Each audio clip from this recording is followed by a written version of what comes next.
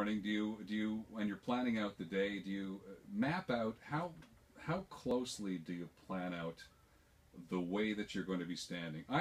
Every time I've seen Justin Trudeau so far, there's a bunch of people standing who look like they were either recent immigrants or immigrants sometime in the past. Yeah.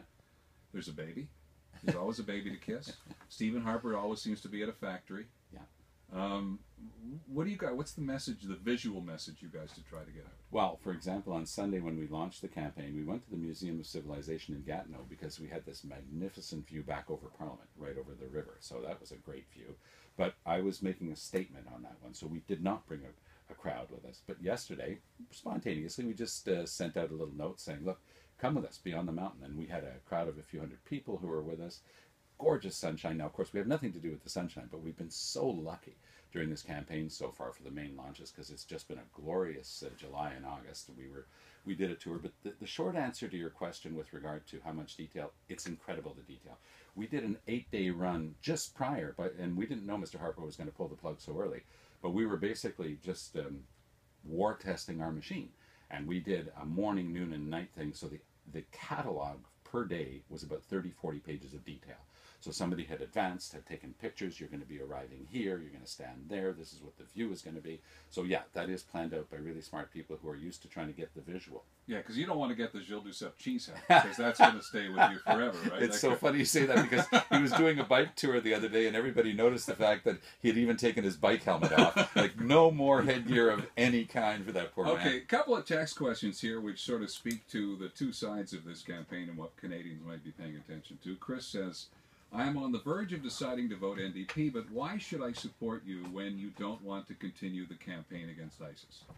Well, we've actually been very clear on that. We think that there are things that can be done, like stopping the flow of arms and funds, but we also think that it's not appropriate for Canada to be dropping bombs. Everything that we've seen there, and there are real horrors, is the result of the last misguided war. So we think that the last thing we need is another war. There are things that Canada can and should be doing with our allies. It's not a NATO mission, it's not a UN mission, and it's not that we don't encourage the resistance against ISIL, but we have done in the past, and the NDP has supported supplying arms to the Kurds and others who are fighting ISIL, but we just don't think that Canada should be involved by dropping bombs in that situation right now. And here's a text that reflects more accurately, I think, what the average Canadian, and maybe you don't agree with this, but it often boils down to this.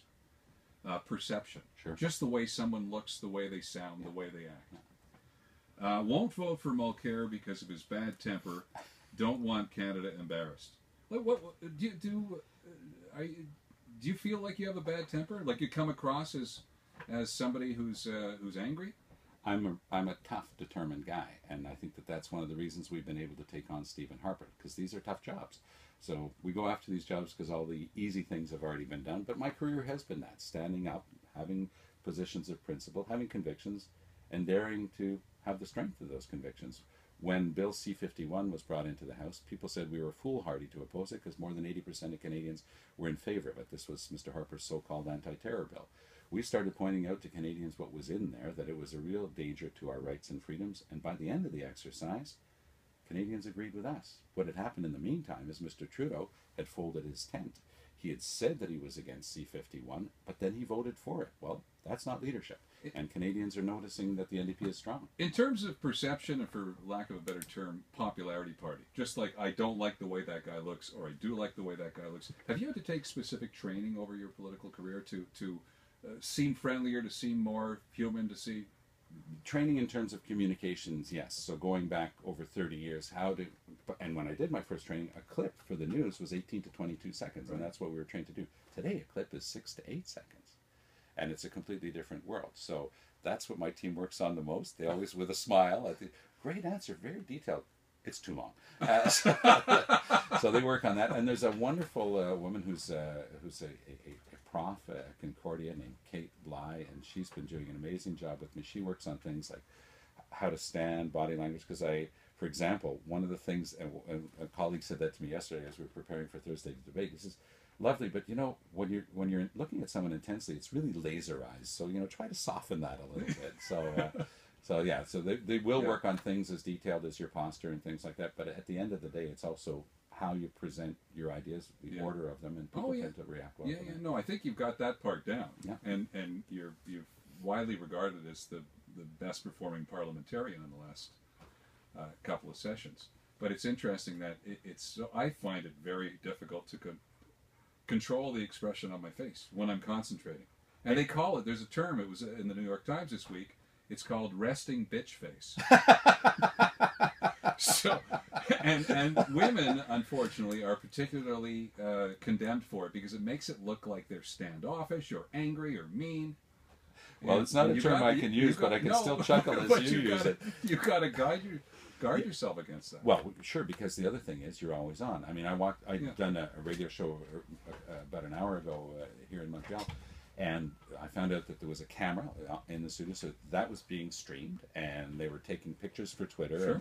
So even in a radio studio where you used to be a haven of peace in the past, where you could not worry too much about your facial dirty expression. look on your face, and it shows up on a conservative attack. There's already one. There's one. What happens today is with high quality film, you can just film someone speaking. So at one point, if you react and you sort of make a gesture and your eyes pop a little bit, that's what they're going to play, right? I mean, it's the only picture that's going Thomas Mulcair doesn't know what he's doing. Yeah, that's right. It's very nice to... Great to see you again, Andrew. Great to see you, and you keep up the good work. I hope you'll manage to last for the next 75 we will. days. We'll have a lot of fun. I wish you all the best of luck. Take good care. Thanks. Thomas Mulcair is the